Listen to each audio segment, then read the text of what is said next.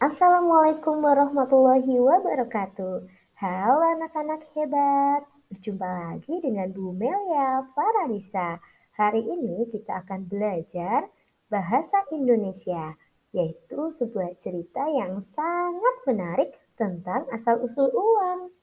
Nah, cerita ini berjudul Ditukar dengan Apa? Seperti biasa, hewan-hewan di hutan kelayau saling barter atau bertukar barang di pasar. Mereka menukarkan hasil kebun atau barang yang mereka punya dengan barang yang mereka inginkan. Kak Kancil membawa jagung dari kebunnya. Ia ingin menukar jagung itu dengan kangkung, sebab ia ingin makan kangkung siang ini.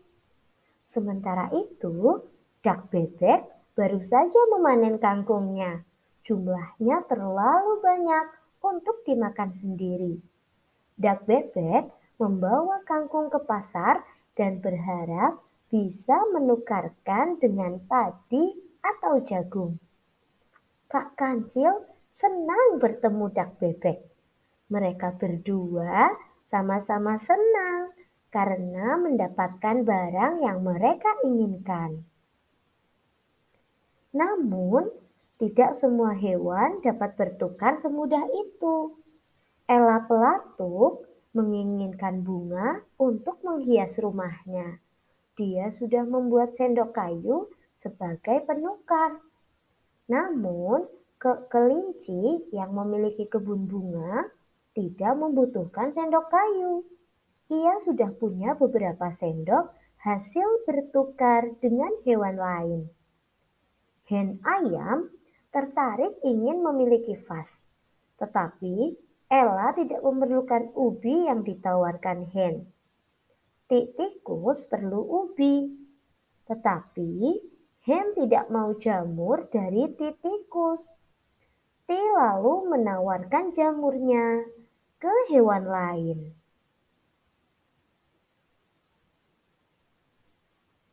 Begitulah, hewan-hewan itu sering menemukan masalah saat menukar barang mereka. Sering perlu waktu lama untuk mendapatkan barang yang mereka inginkan. Atau malah mereka tidak mendapatkannya sama sekali. Lagi pula, sayur atau buah yang terus berpindah-pindah lama-lama tidak enak lagi.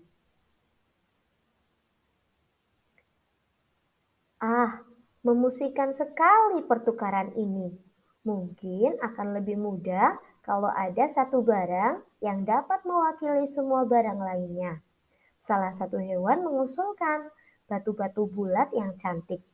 Hewan-hewan setuju karena mereka tidak perlu lagi bertukar barang. Batu-batu bulat akan menjadi alat pembayaran. Mereka menyebutnya uang. Akan tetapi, batu-batu itu tidak sama besar, tidak sama cantik, dan tidak sama warnanya. Tikus juga berkeberatan menggunakan batu. Batu-batu itu terlalu berat baginya. Ella Pelatuk kemudian mengusulkan untuk menggunakan alat pembayaran dari kayu. Ella bisa membuatnya berukuran sama. Kepala desa Berlu senang sekali dengan usulan Ella. Ella ditunjuk sebagai penanggung jawab pembuatan uang. Ella membuat uang kayu itu berbentuk bundar supaya lebih nyaman untuk dipegang. Saangsa menawarkan diri untuk menggambarinya. Kayu bundar bergambar wortel digunakan sebagai pembayar wortel.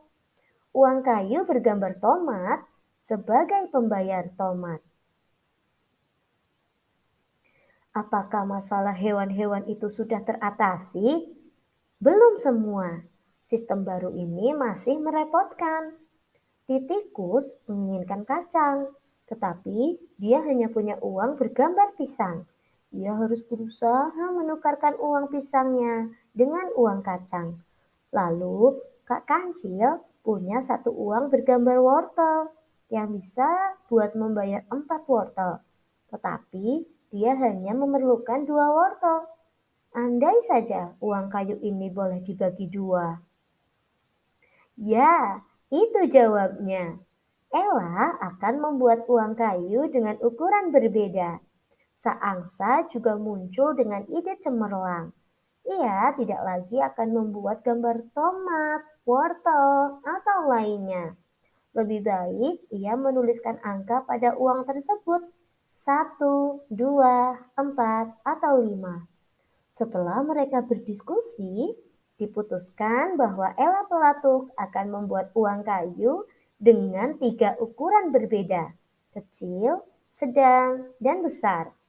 Lalu, Saangsa akan menuliskan angka 1, 2, dan 5. Semuanya senang. Tidak apa kalau kelinci punya uang besar berangka 5 untuk membayar 2 wortel Kak Kancil. Kak Kancil akan memberinya 2 wortel serta 1 uang kecil berangka 1 dan 1 uang sedang berangka 2. Nah, seperti ini ya anak-anak ilustrasinya. Jadi ketika kelinci akan memberi wortel kepada Kak Kancil dan dia menggunakan uang bergambar angka 5, maka akan mendapat kembalian uang bergambar angka 1 dan uang bergambar angka 2. Walaupun uang kayu tidak seawet uang batu, Ella berhasil mengatasinya dengan hanya memakai kayu dari pohon tertentu yang lebih kuat. Beru juga menetapkan bahwa kepala desa akan mengatur penggantian uang kayu yang rusak. Nah, anak-anak, bagaimana? Apakah cerita ini menarik?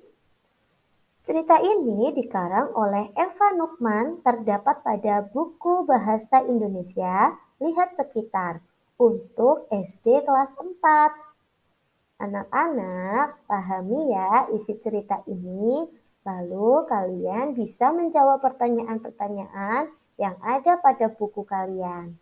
Terima kasih atas perhatiannya. Wassalamualaikum warahmatullahi wabarakatuh. Sampai jumpa.